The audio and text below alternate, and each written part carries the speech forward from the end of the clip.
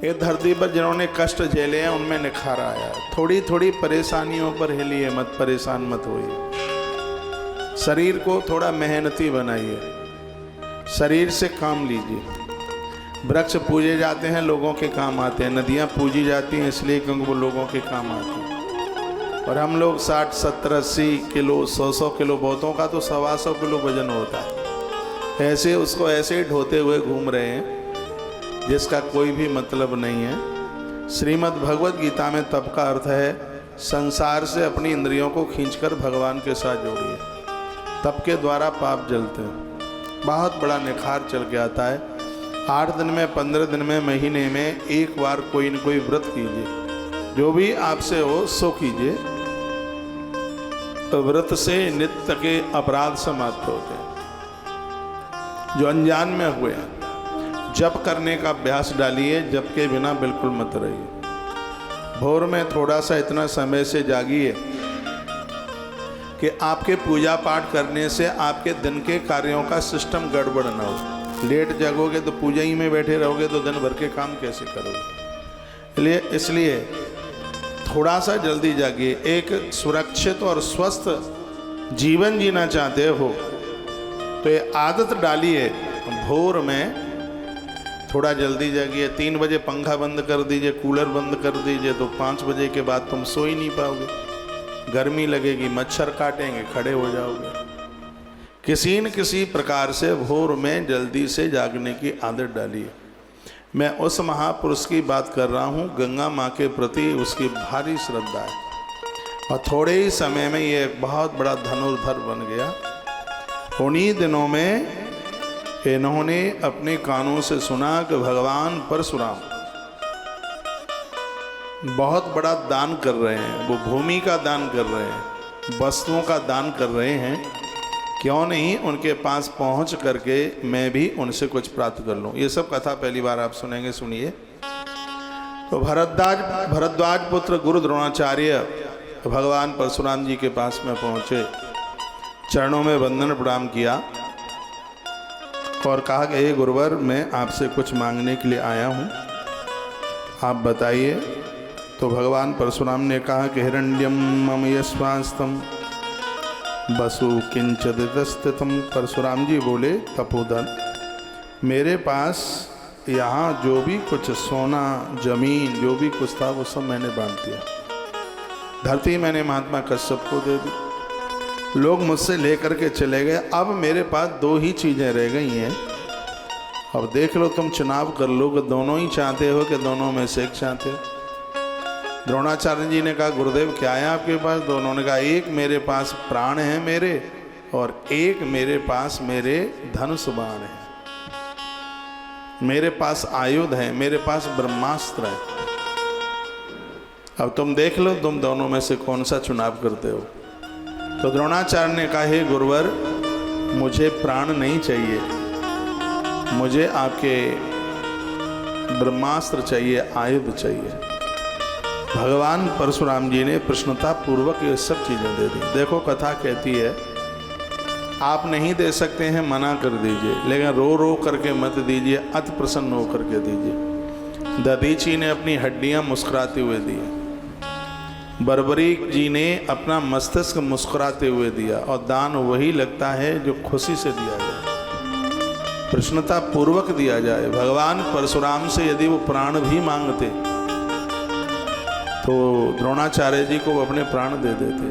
दानी का तो नाम हमेशा से हुआ है, देने वाला तो देवता होता है। इस प्रकृति से लेने की कम कोशिश कीजिए, कम से कम लीजिए प्रकृति से, क्योंकि ज़्यादा इस प्रकृति से ले लोगे तो ज़्यादा मेहनत करनी पड़ेगी चुकाने के लिए। कम से कम लो इस प्रकृति से। खाने पीने की चीज़ें भी कम लो, पहनने की भी चीज़ें कम लो। ग्रंथ तो कहता है प्रकृति से सम्मान भी कम लो, आदर कम लो। इस प्रकृति से पाम कम छुआओ, क्योंकि पाम छुआने से आपकी तपस्या का मूलधन समाप्त होता है। और यदि वो तप तुम्हारे पास नहीं होगा और किसी ने तुम्हारे यदि चरण छुए हैं, यदि आपके पास आशीर्वाद देने के लिए तपस्या नहीं है, तो पाम छूने वाले के दोष भी तो तुम्हारे ही पास आ जाएंगे फिर। इसलिए तो पूज्य श्री डोंगरी जी महाराज पाम नहीं छुपाते। वो किसी से चरण नहीं छुपाते। चरण छुपाने के लिए तो तप भी तो चाहिए, भजन भी तो चाहिए। भजन हो नहीं पाता, दुनियादारी में भटके हुए हैं। सब काम करने को टाइम है, अखबार पढ़ने को टाइम, मोबाइल चलाने को टाइम है, समय, दुनिया से बतकई करने के लिए समय है, लेकिन माला घुमाने के लिए समय ही नहीं है उनके पास। मुझे इस समय टेलीविज़न के माध्यम से कई लाखों लोग सुन पा रहे हैं। लाखों में हजार नहीं, सैकड़ों ही बस ऐसे होंगे जो नित्य माला घुमाते हैं, रोज भगवान का नाम लेते हैं, माला घुमाते हैं। बहुतों के पास माला नहीं है, वो वैसे ही नाम ले लेते हैं। चलो फिर भी ठीक है, कैसे भी ले भी तो आप लेते हैं, लेकिन बिना माला के भगवान का नाम और माला से भगवान का नाम, जितना अंतर 1 रुपये 1 करोड़ में होता है, उतना ही अंतर माला और बिना माला के उतना ही अंतर होता है। माला पर मैंने अग्नि पुराण से सुनाया है, माला पर जप करने का बहुत ज़्यादा विशेष प्रभाव है। यदि इसको माला पर धुले हुए वस्त्र पहनकर, आसन लगाकर, पंचपात्र सन्मुख रखकर, पूर्व दिशा की तरफ मुँह करके या देवताओं के सन्मुख बैठ करके यदि भगवान का नाम ले लिया जाए तो यह नाम कल्याण कर देता है। जैसे आग पर जानकर अनजान कर पाम रखते हैं, आग जला देती है, उसी प्रकार से भगवान का भी नाम आप लेते हैं तो ये भगवान का जो नाम है वह पापों को, अपराधों को जलाने वाला होता है। ये इसकी इतनी बड़ी महिमा है। तो इसलिए नित्य भगवद नाम, भगवान का नाम लीजिए। द्रोणाचार्य जी ने भगवान परशुराम जी से उनसे धनुष बाण मांग ली और उन्होंने बड़े प्रसन्न पूर्वक दे दिया। उन्होंने वैशंपायन कहते हैं, जन्मेजय प्रतापी द्रोणाचार्य वो धनुष बाण लेकर के आज उन्हें अपने मित्र की याद आ गई, अपने मित्र को याद किया।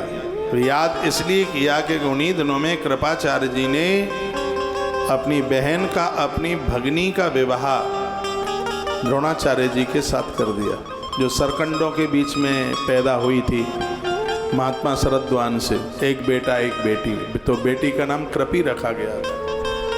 तो उसी कृपी का विवाह गुरु द्रोणाचार्य के साथ में हुआ।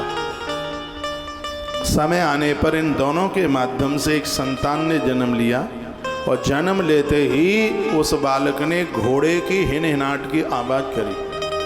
तीनों लोग कांप गए जब उसने उच्चस्रवा घोड़े की आवाज में उसने हिनहिनाहट करी। दुर्योधन ने जन्म लिया तो उसने तो खर की आवाज करी, जैसे गधार होता है उसके मुख से ऐसे आवाज आई। विदुर जी ने तो कहा था इसको त्याग दो, नहीं तो पूरा हस्तिनापुर तबाह हो जाएगा इसके द्वारा। लेकिन गुरु द्रोणाचार्य के यहाँ पर जब यह बालक जब यह पैदा हुआ तो इसने हिनहिनाहट की आवाज करी, अश्व की आवाज में यह बोला। 3 लोग कांप गए इसके द्वारा, इतनी जोर से इसकी वह आवाज निकली और ऋषियों ने उसी हिसाब से इसका नाम संस्कार किया। कहा कि अश्व की आवाज जन्म के समय जिसके मुख से निकली है और सबने घोड़े की आवाज इसके मुख से सुनी है, इसलिए इसका नाम अश्वत्थामा होना चाहिए। इसलिए उसका नाम अश्वत्थामा। दूसरा यह अपना घोड़ा हमेशा पीपल के पेड़ से बांधता था। अश्वत्थ कहते हैं ना पीपल को। जब भी इसको थकान होती थी तो यह अपने उस परिश्रम से विश्रांति के लिए पीपल के पेड़ के नीचे बैठता था, इसलिए भी इसका नाम अश्वत्थामा हुआ। लेकिन श्री महाभारत में तो स्पष्ट वर्णन है, ये बताया गया है कि जब इसका जन्म हुआ था तो घोड़े की तरह से इसने हिनहिनाहट की थी, इसलिए ऋषियों ने इसका नाम अश्वत्थामा रख दिया। बड़ा मेधावी था, भगवान शंकर का वरदानी था, भगवान शिव का अवतारी है। शिव महापुराण में 112 अवतार भगवान शंकर जी के जो कहे हैं, उन 112 अवतारों में अश्वत्थामा का नाम है। अश्वत्थामा बलिर्व्यासो हनुमान विभीषण कृपा परशुराम सप्तेता चिरजीवन। आप घोड़े का दर्शन कर लेते हैं, घोड़े को आप स्पर्श कर लेते हैं, घोड़े के पाँव में दिया जला करके रखा जाता है विजयादशमी के दिन। इससे आयु बढ़ जाती है, उम्र बढ़ जाती है। घोड़े को स्पर्श करने से रोग दूर भागते हैं, क्योंकि देवताओं के डॉक्टर वैद्य कौन है? अश्वनी कुमार। और अश्वनी कुमार अश्व से ही पैदा हुए हैं। और इस बच्चे ने भी जब जन्म लिया तो घोड़े की आवाज़ इसके मुख से निकली, नाम अश्वत्थामा हुआ। जो अश्वत्थामा का नाम लेंगे वो निरोगी रहेंगे, उन्हें बीमारी पास में नहीं आएगी। ऐसा पद्म पुराण के अंतर्गत लिखा है। 7 चिरंजीवों में उसका नाम आ गया अश्वत्थामा बलिर्व्यासो।